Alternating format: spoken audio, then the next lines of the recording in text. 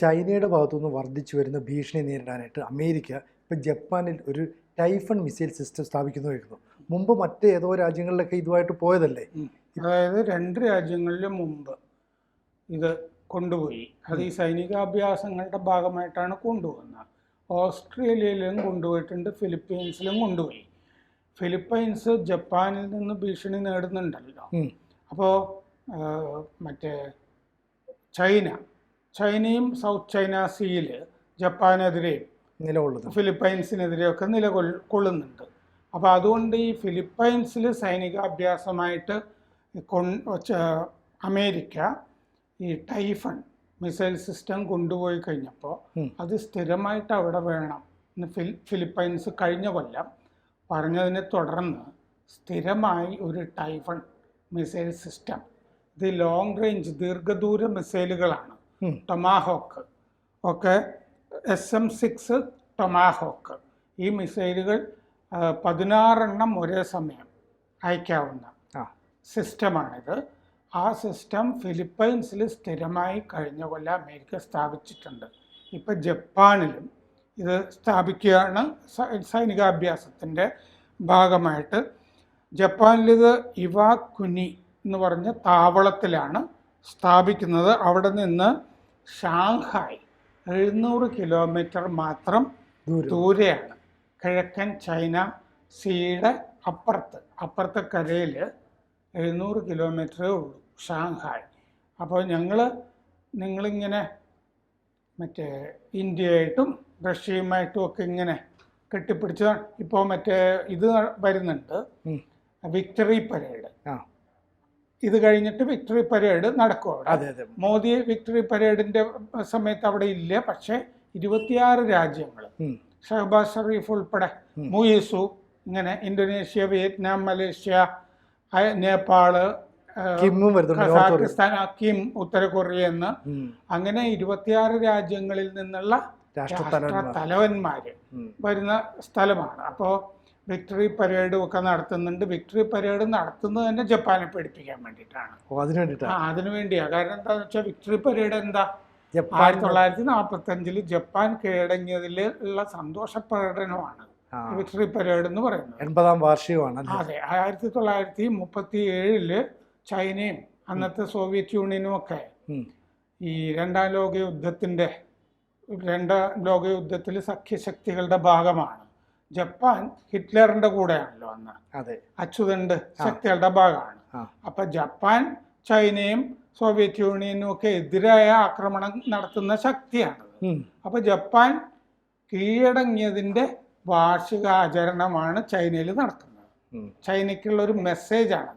സത്യത്തിൽ ഈ ASEO ഉച്ചകോടി നടന്നല്ലോ ഇപ്പൊ, അതിനേക്കാൾ പ്രധാനമായിട്ട് അവർ കാണുന്നത് വിക്ടറി പരേഡ് ആണ് ചൈന കാണുന്നത് അവിടുത്തെ. അപ്പോൾ ആ സമയം കൂടി നോക്കിയിട്ടാണ് ഇപ്പോൾ അമേരിക്ക കൊണ്ടുപോയി ജപ്പാനിൽ ഈ ടൈഫൺ ഈ മിസൈൽ സിസ്റ്റം കൊണ്ട് സ്ഥാപിക്കുന്നത്.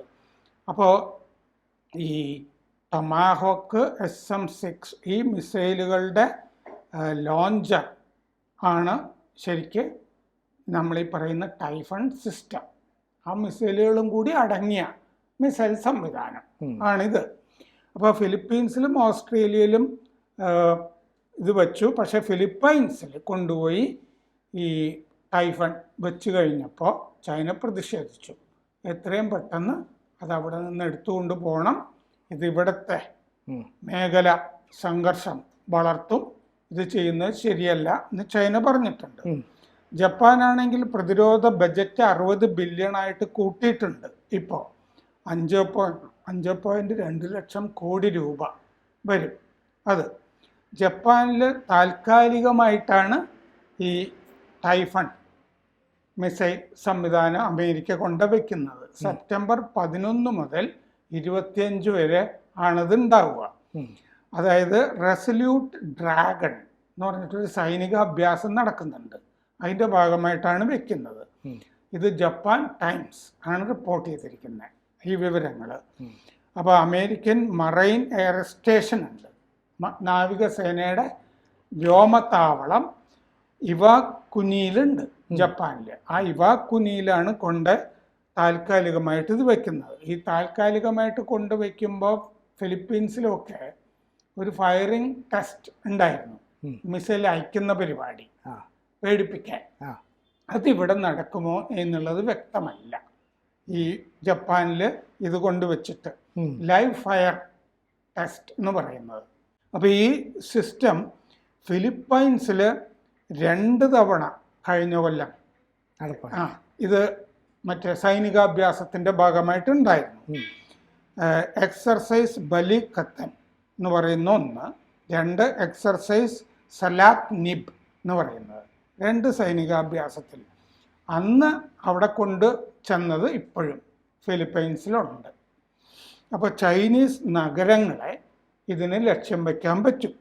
സൗത്ത് ചൈന സീയിലെ കൃത്രിമ ദ്വീപുകളുണ്ട് ചൈനയുടെ. ആ ദ്വീപുകളും വേണമെങ്കിൽ തകർക്കാം എന്നുള്ള അവസ്ഥ ഉണ്ട്. അപ്പോൾ ഓസ്ട്രേലിയയിൽ കഴിഞ്ഞ ജൂലൈയിൽ താലിസ്മാൻ സേബർ എന്ന് പറഞ്ഞ അഭ്യാസത്തിൻ്റെ ഭാഗമായിട്ടാണ് ഇത് കൊണ്ടുപോയത്, സംയുക്ത അഭ്യാസം. അതും അമേരിക്കയെ ചൈനയെ പേടിപ്പിക്കാനാണ്. ഇത് അവിടെ ലൈവ് ഫയർ ടെസ്റ്റ് നടന്നു, അവിടെയും നടന്നു, മിസൈൽ അയക്കുന്ന പരിപാടി നടന്നു. അപ്പോൾ long range ship sinking missile സിസ്റ്റമാണിത്. കപ്പലുകളൊക്കെ ആക്രമിച്ച് മുക്കാൻ കഴിയും ഇതിലെ മിസൈലുകൾ കൊണ്ട്. വിദേശത്ത് ഒരിടത്ത് ആദ്യമായിട്ടാണ് ഈ ലൈവ് ഫയർ ടെസ്റ്റ് മിസൈൽ അയക്കുന്നത് ഈ സിസ്റ്റം കൊണ്ട്. അത് ഓസ്ട്രേലിയയിൽ നടന്നു. മൊബൈൽ ഇത് ശരിക്കും ഈ സഞ്ചരിക്കുന്ന സംവിധാനമാണ്. മൊബൈൽ കരയിൽ സഞ്ചരിച്ചു കൊണ്ടിരിക്കുന്ന മിസൈൽ സംവിധാനമാണ് ടൈഫൺ. 4 ലോഞ്ചർ അതിൻ്റെ ഒരു ബാറ്ററിയിലുണ്ട്.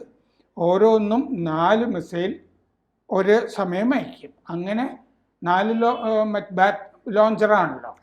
4 ലോഞ്ചറിൽ നിന്ന് 4 മിസൈൽ എന്ന് പറയുമ്പോൾ 16 മിസൈൽ ഒരേ സമയം അയക്കാം.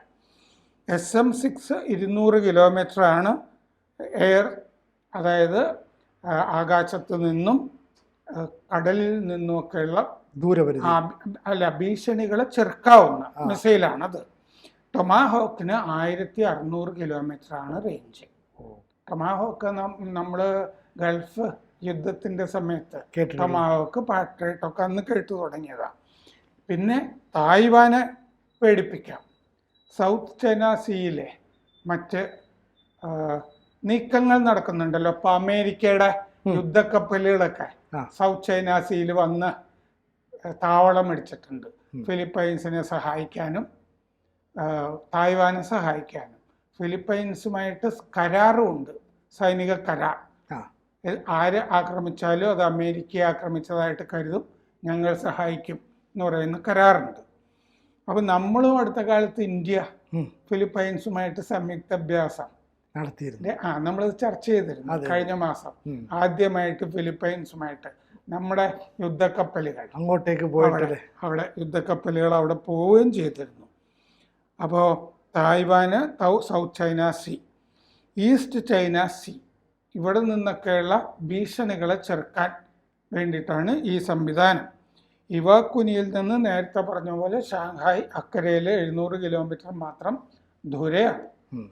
ശരിക്കും പറഞ്ഞാൽ ഇപ്പോൾ ഈ ചൈന ഇപ്പോൾ ഈ ഷാങ്ഹായ് ഉച്ചകോടി നടക്കുന്നതോടുകൂടി പ്രത്യക്ഷത്തിൽ തന്നെ അമേരിക്ക ഒരു ഭീഷണി ഉയർത്തുകയാണ് അല്ലേ? കാരണം ഇന്ത്യയായിട്ടുള്ള സൗഹൃദം മെച്ചപ്പെടുത്തുന്നു, റഷ്യയുമായിട്ട് വരുന്നു, കിം വരുന്നു, ഇതെല്ലാം കൂടെ കൂടി കഴിയുമ്പോൾ അമേരിക്കയ്ക്ക് ഞങ്ങൾ ആ പ്രബല ശക്തിയാണെന്ന് തെളിയിക്കാൻ വേണ്ടിയിട്ടായിരിക്കും ഇത്തരം ഉദ്യമവുമായിട്ട് വരുന്നത് അല്ലേ? അതായത് നേരത്തെ ഞാൻ പറഞ്ഞില്ലേ മറ്റേ വിക്ടറി പരേഡ് നടത്തുന്നു എന്നുള്ളത്. ഈ 2ാം ലോക യുദ്ധത്തിൽ ചൈനയുടെ 1.4 കോടി ഭടന്മാർ മരിച്ചുപോയി ചൈനയുടെ. അപ്പോൾ ചൈനയ്ക്ക് അതിൻ്റെ അകത്ത് വലിയൊരു റോളുണ്ട് എന്നുള്ളത് ലോകത്തിനെ ബോധ്യപ്പെടുത്തുകയാണ്. എന്നിട്ട് ഐക്യരാഷ്ട്രസഭ സ്ഥാപിക്കുമ്പോൾ അതിലെ ആദ്യത്തെ ബിഗ് 4 എന്ന് പറയുന്ന രാജ്യങ്ങളിലൊന്നാണ് ചൈന. അമേരിക്കയുടെയും ബ്രിട്ടൻ്റെയും ഫ്രാൻസിൻ്റെയൊക്കെ കൂടെ അത് ചൈനയ്ക്ക് വീറ്റോ പവർ ഉണ്ടല്ലോ. അങ്ങനെ ആ സഖ്യശക്തികളുടെ കൂടെ 2ാം ലോക യുദ്ധത്തിൽ നിന്നു എന്നുള്ളത് കൊണ്ടാണ് ആ ബിഗ് 4ൽ പെടുന്നത്. അതായത് ഐക്യരാഷ്ട്രസഭ സ്ഥാപിച്ചത് ഞങ്ങളാണ്. ഞങ്ങൾ ശക്തി കൊണ്ട് സമാധാനം സ്ഥാപിക്കാൻ ആഗ്രഹിക്കുന്ന ആളുകളാണെന്ന് ചൈന തെളിയിക്കുകയാണ്. കാരണം പുതിയ അവരുടെ മിസൈലുകൾ ഒക്കെ ഷോക്കേസ് ചെയ്യുന്നുണ്ട്, ഇവിടെ പ്രദർശിപ്പിക്കുന്നുണ്ട്. പുതിയ ടാങ്കുകൾ, പുതിയ മിസൈലുകൾ, ഇതുവരെ ലോകം കണ്ടിട്ടില്ലാത്തതൊക്കെ ഇവിടെ പ്രദർശിപ്പിക്കുന്നുണ്ട്. അപ്പോൾ ശരിക്കും പേടിപ്പിക്കാൻ വേണ്ടിയിട്ടാണ് ഈ വിക്ടറി പരേഡ്. ഞങ്ങൾക്ക് ഇത്രയും രാജ്യങ്ങളുടെ പിന്തുണയുണ്ട് എന്നും കൂടി വരികയാണല്ലോ, 26 രാജ്യങ്ങൾ. അപ്പോൾ അവിടെ പാകിസ്ഥാനും ഒക്കെ ഉണ്ട്. അതുകൊണ്ടാണ് നമ്മൾ ആ വിക്ടറി പരേഡിൻ്റെ, മാത്രമല്ല ഇപ്പം ജപ്പാനിൽ പോയിട്ടാണല്ലോ മോദി ചൈനയിലേക്ക് പോകുന്നത്. ജപ്പാന്റെ വലിയ നിക്ഷേപം ഇന്ത്യയിലേക്ക് വരാൻ പോകുന്നുണ്ട്. മുമ്പത്തേക്കാൾ വലിയ നിക്ഷേപങ്ങളാണ് വരാൻ പോകുന്നത് എല്ലാ മേഖലയിലും. അപ്പോൾ നമ്മൾ ജപ്പാനിൽ പോയിട്ടുള്ളത് തന്നെ ചൈനയ്ക്ക് ഒരു നയതന്ത്ര സന്ദേശമാണ്. നിങ്ങൾക്ക് ജപ്പാനോട് വിരോധമുണ്ട്, പക്ഷെ ഞങ്ങൾക്ക് അങ്ങനെയല്ല എന്ന് പറഞ്ഞിട്ടാണ് മോദി ചൈനയിലേക്ക് പോയിരിക്കുന്നത്. അതാണ് പ്രധാനം. അപ്പോൾ അതുകൊണ്ട് പാകിസ്ഥാനും ഒക്കെയുള്ള ഒരു വിക്ടറി പരേഡിൽ നമ്മൾ പോയി നിൽക്കേണ്ടതില്ലല്ലോ. അതുകൊണ്ട് വിക്ടറി പരേഡ് ഒഴിവാക്കുന്നു, ഉച്ചകോടിയിൽ മോദി പങ്കെടുക്കുന്നു. അതാണ്. അപ്പോൾ ഇങ്ങനെയൊക്കെ ഉള്ള സാഹചര്യങ്ങളിൽ ഞങ്ങൾ ജപ്പാൻ്റെ കൂടെയാണ് എന്ന് പറഞ്ഞിട്ട് ചൈനയെ പീഡിപ്പിക്കുന്ന ഒരു പരിപാടിയിലേക്ക് അമേരിക്കയും ഒരു നീക്കം നടത്തുന്നു. കൂടുതൽ വാർത്തകളും വിശേഷങ്ങളും നിങ്ങളിലേക്ക് എത്താൻ ABC മലയാളം സബ്സ്ക്രൈബ് ചെയ്യുക, ബെൽബട്ടനും അമർത്തുക.